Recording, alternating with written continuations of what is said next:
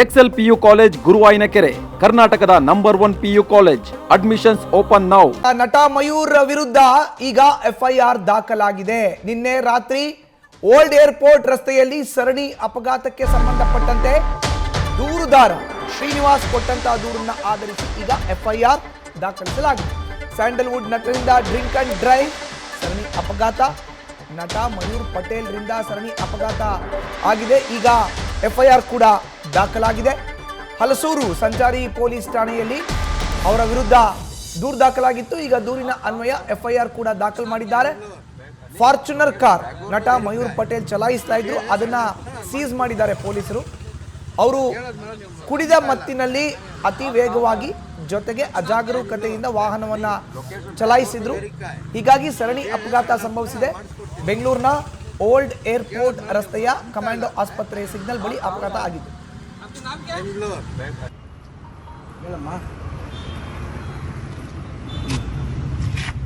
ಹೌದು, ನಾನು ಇನ್ನೂ ಮಾತಾಡ್ತಾ ಇದ್ದೀನಿ.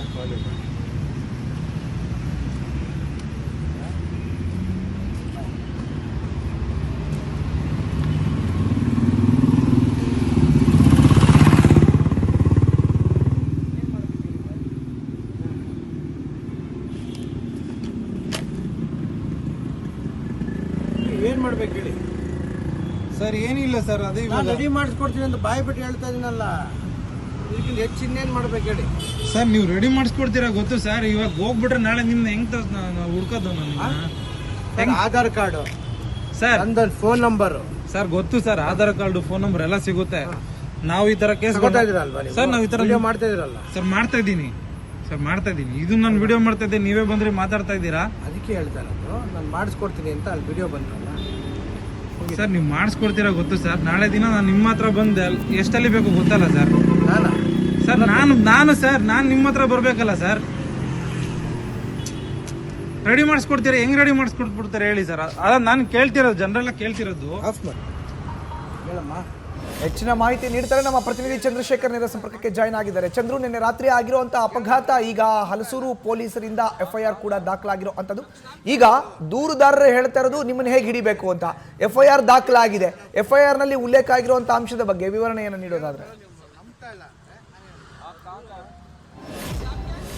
ಮಧು, ಏನು ನಿನ್ನೆ ರಾತ್ರಿ ಸುಮಾರು 9:15 ಟೈಮ್ನಲ್ಲಿ ಒಂದು ಘಟನೆ ನಡೆದಿರುವಂತಹದ್ದು. ಏನು ಕಮಾಂಡ್ ಹಾಸ್ಪಿಟಲ್ ಸಿಗ್ನಲ್ ಬಳಿ ನಿಂತಿರುವಂತಹ ಸಂದರ್ಭದಲ್ಲಿ ಏಕಾಏಕಿ ಹಿಂಬದಿಯಿಂದ ನಾನು ದೃಶ್ಯಾವಳಿಗಳಲ್ಲಿ ತೋರಿಸ್ತಾ ಹೋಗ್ತೇನೆ.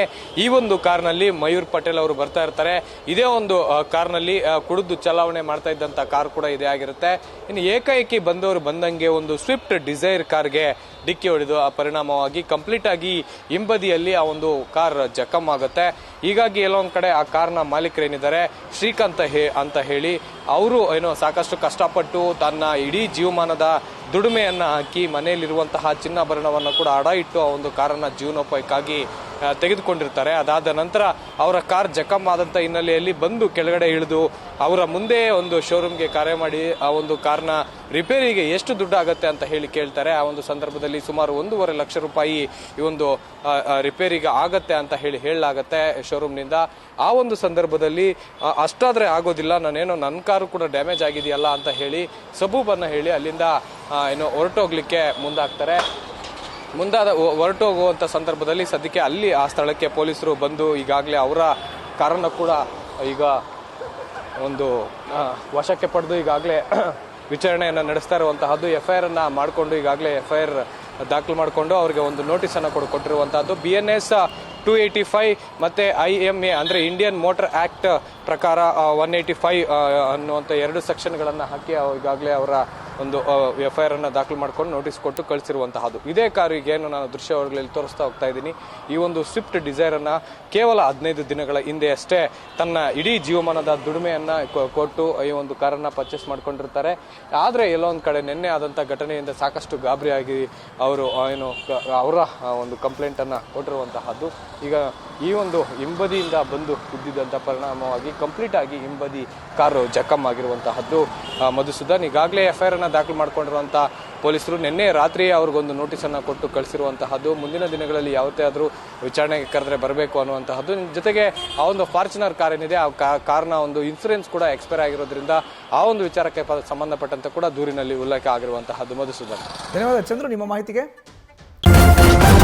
ನ್ಯೂಸ್ ಫಸ್ಟ್ ನಿರ್ಭೀತಿಯಿಂದ ನಿಮ್ಮ ಪರವಾಗಿ.